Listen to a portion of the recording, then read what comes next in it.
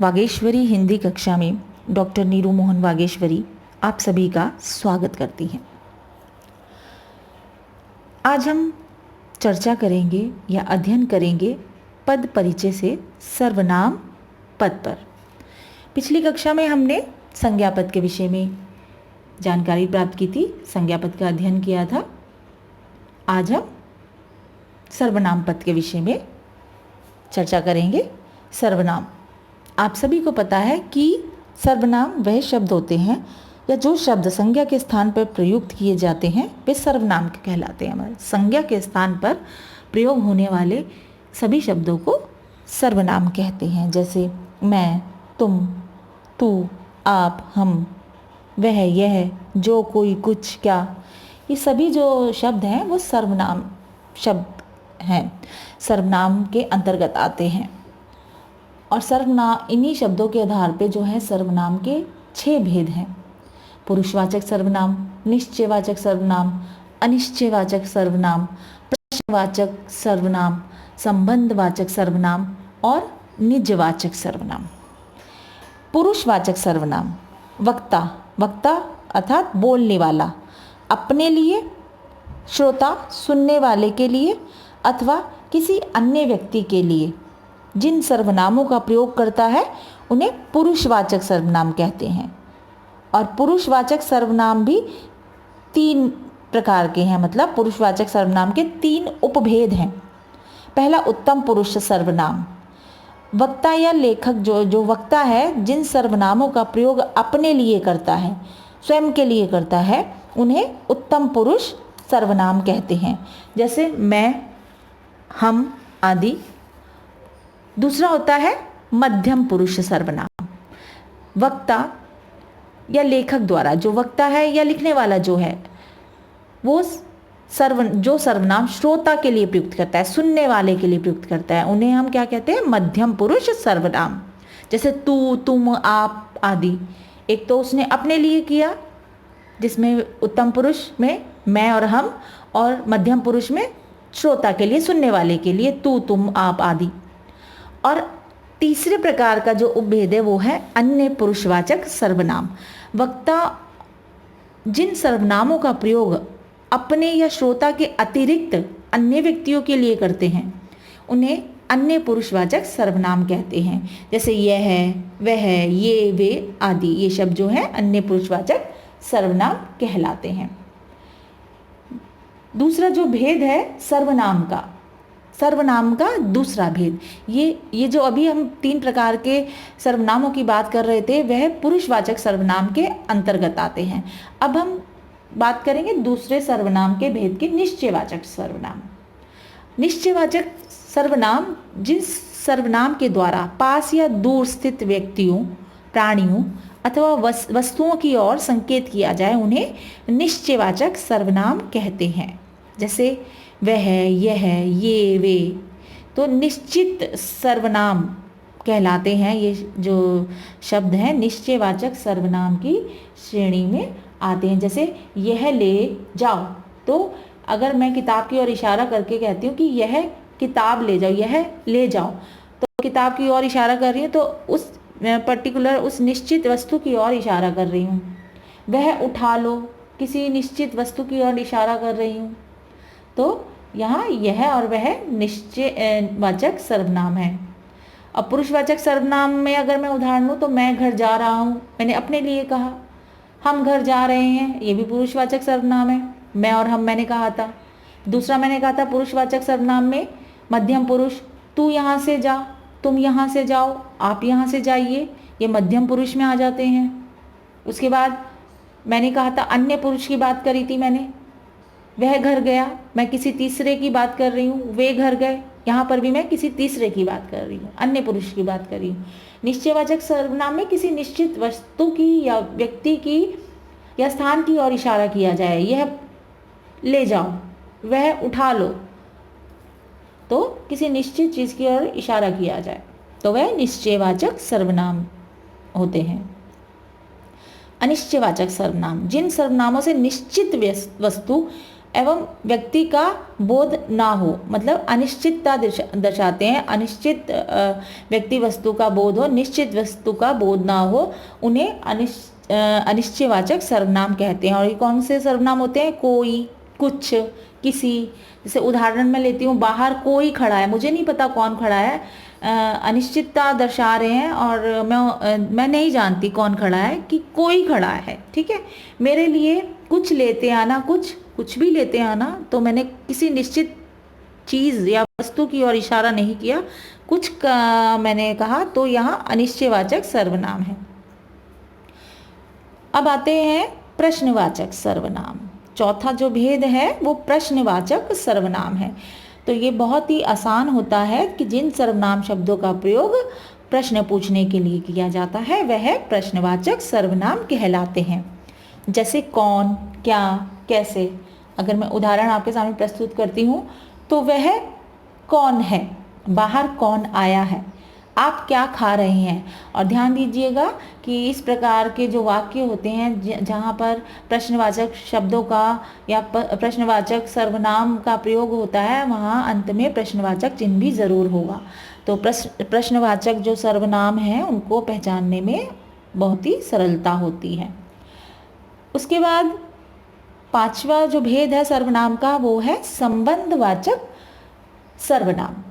संबंधवाचक सर्वनाम, जो सर्वनाम शब्द किसी अन्य उपवाक्य में प्रयुक्त संज्ञा या सर्वनाम से संबंध दर्शाते हैं, उन्हें संबंधवाचक सर्वनाम कहते हैं। जैसे जो, सो, जिसकी, उसकी। आप इन शब्दों का प्रयोग आप मिश्र वाक्य बनाने में करते हैं, ध्यान दीजिएगा। वह लड़की आई है जो ट्यूशन करना चाहती है ना। तो मैं किसी की तरफ इशारा कर रही हूँ, संबोधित कर रही हूँ, है ना। वह लड़की आई है तो संबंध दर्शाया जा रहा है जो ट्यूशन करना चाहती है। तो मैंने अभी कहा जो सर्वनाम शब्द किसी अन्य उपवाक्य में प्रयुक्त संज्ञा या सर्वनाम से संबंध दर्शाते हैं, ठीक है। तो यहाँ पे संबंध दर्शाया जा रहा है जो शब्द से। वह कुर्सी टूट गई जिसे दादाजी ने बनवाया था। तो यहाँ पे जिसे शब्द है वो संबंध दर्शा रहा है, तो ये संबंधवाचक सर्वनाम के रूप में इन वाक्यों में प्रयोग हुआ है, जो और जिसे। कि वह लड़की आई है जो ट्यूशन करना चाहती है, यहाँ पर संबंध दर्शाया जा रहा है उस लड़की के साथ संज्ञा सर्वनाम का। और वह कुर्सी टूट गई जिसे दादाजी ने बनवाया था। तो ध्यान दीजिएगा, संबंधवाचक सर्वनाम जो सर्वनाम शब्द किसी अन्य उपवाक्य में प्रयुक्त संज्ञा या सर्वनाम से संबंध दर्शाते हैं उन्हें संबंधवाचक सर्वनाम कहते हैं। अंतिम जो भेद है सर्वनाम का वो है निजवाचक सर्वनाम। और निजवाचक सर्वनाम मतलब निज, अपने लिए। तो जो सर्वनाम वाक्य में कर्ता के साथ अपनेपन का बोध कराते हैं उन्हें निजवाचक सर्वनाम कहते हैं। जैसे स्वयं, अपने आप, अपना, है ना। जैसे उदाहरण मैं आपके सामने प्रस्तुत करूं तो मैं अपना खाना स्वयं खाता हूं, मैं अपना खाना अपने आप खाता हूं, मुझे कोई नहीं खिलाता। तो यहाँ स्वयं जो शब्द है वो निजवाचक सर्वनाम है। वह अपने आप चला जाएगा, यहाँ अपने आप मतलब स्वयं चला जाएगा, खुद ही चला जाएगा। तो यहाँ अपने आप जो शब्द है वो निजवाचक सर्वनाम के रूप में प्रयोग हुआ है। तो यहाँ हमने 6 प्रकार के सर्वनामों की बात की। सर्वनाम में आप का प्रयोग होता है, ये सब आप जानते हैं। आप जो सर्वनाम शब्द का प्रयोग 2 रूप में होता है, एक आदर सूचक और एक निज अर्थ के लिए होता है। एक आदर अर्थ के लिए होता है, आदरपूर्ण अर्थ के लिए, और एक निज अर्थ के लिए, निजता के लिए होता है। जैसे अत्यंत आदर सम्मान व्यक्त करने के लिए आप का प्रयोग करते हैं। उदाहरण के लिए, आप चलिए मैं आता हूँ। तो मैंने आप जो शब्द यहाँ सर्वनाम प्रयोग किया है वो आदर व्यक्त करने के लिए, सम्मान व्यक्त करने के लिए किया है। और अगर मैं निज अर्थ के रूप में लेती हूँ तो जहाँ कर्ता या वक्ता स्वयं के लिए आप का प्रयोग करता है, जैसे मैं यह काम अपने आप कर लूँगा। मतलब यहाँ पे आप का प्रयोग सम्मान के लिए नहीं हुआ है, निजता के लिए हुआ है, स्वयं के लिए हुआ है। तो आप का प्रयोग भी 2 अर्थों में होता है, एक आदर सूचक और एक निज अर्थ के लिए, ठीक है।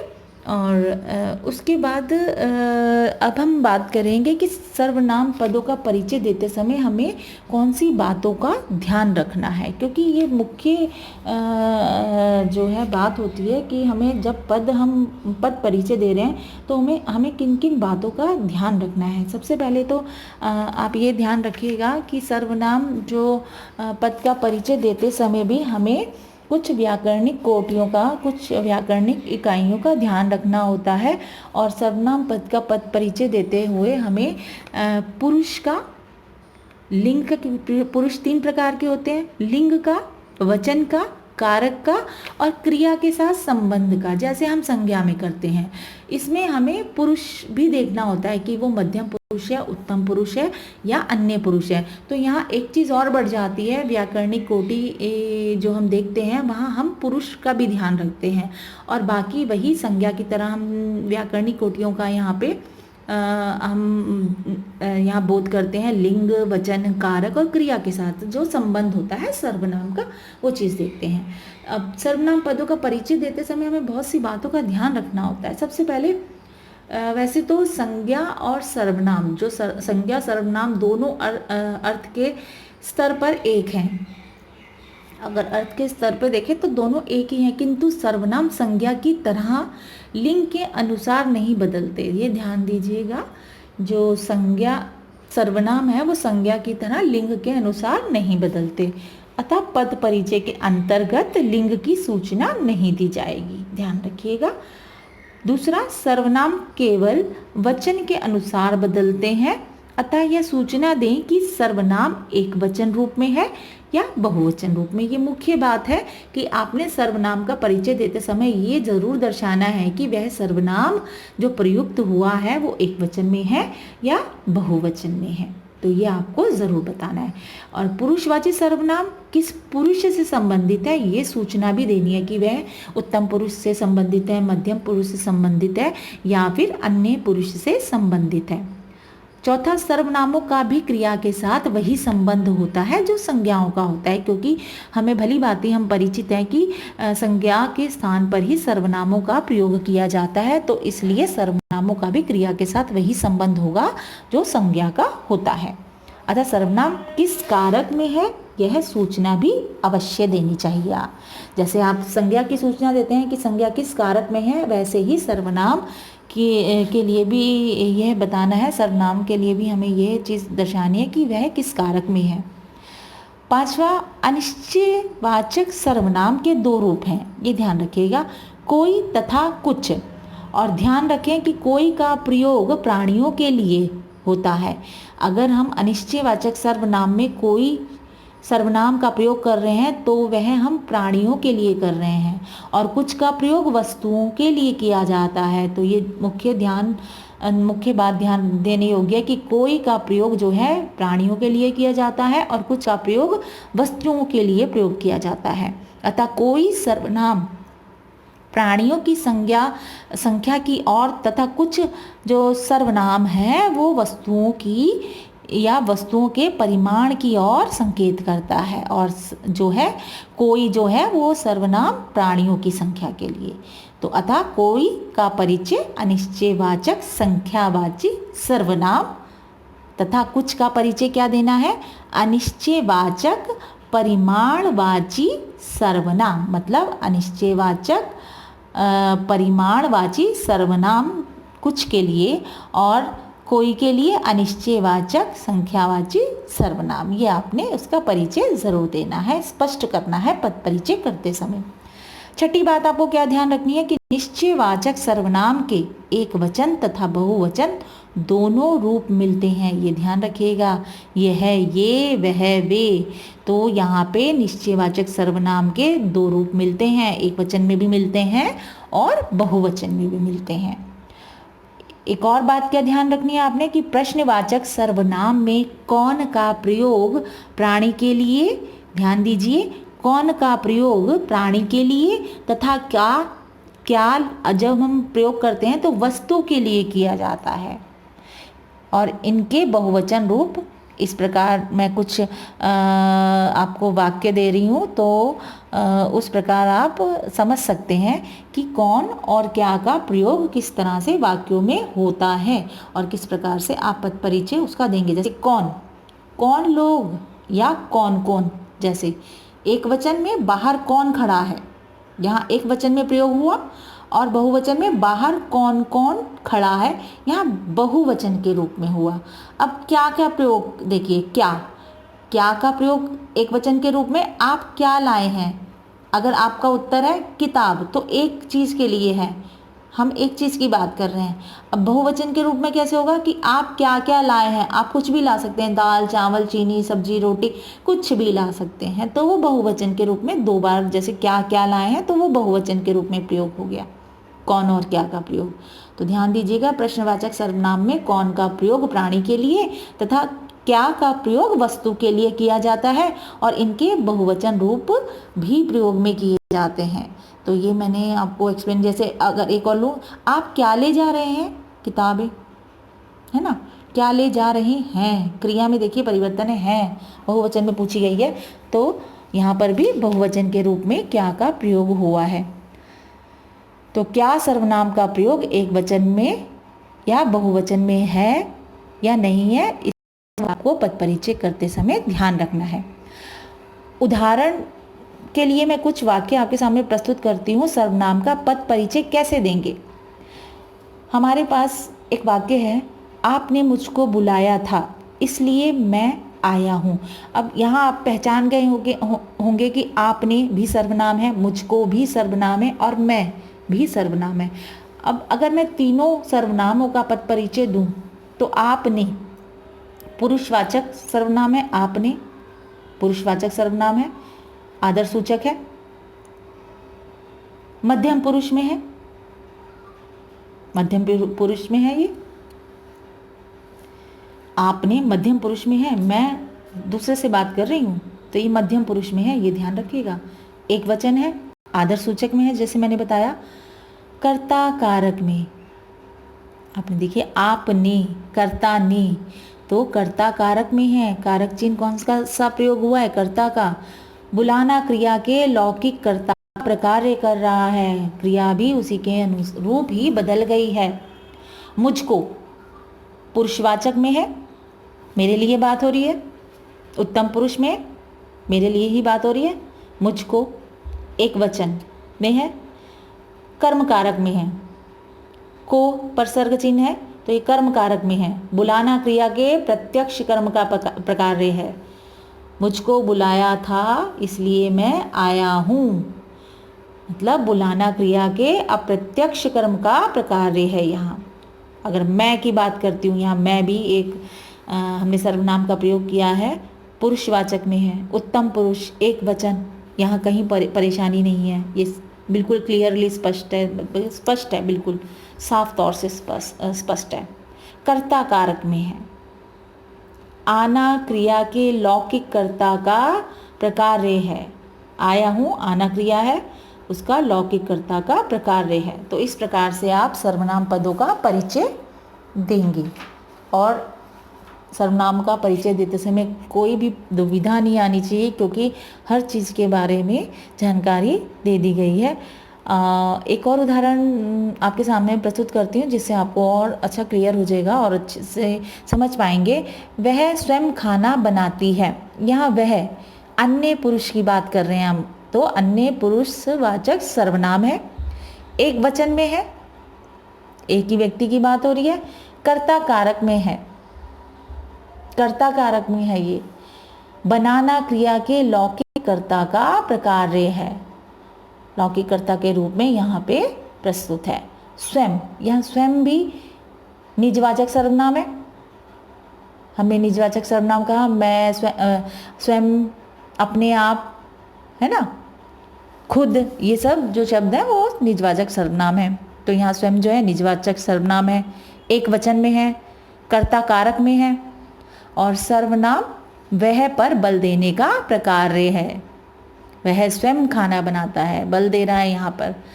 तो इसी के साथ आज का ये जो पाठ है, आज की जो कक्षा है, सर्वनाम पद से संबंधित यहीं समाप्त होती है। अगली कक्षा में विशेषण पद के साथ मिलेंगे। नमस्कार।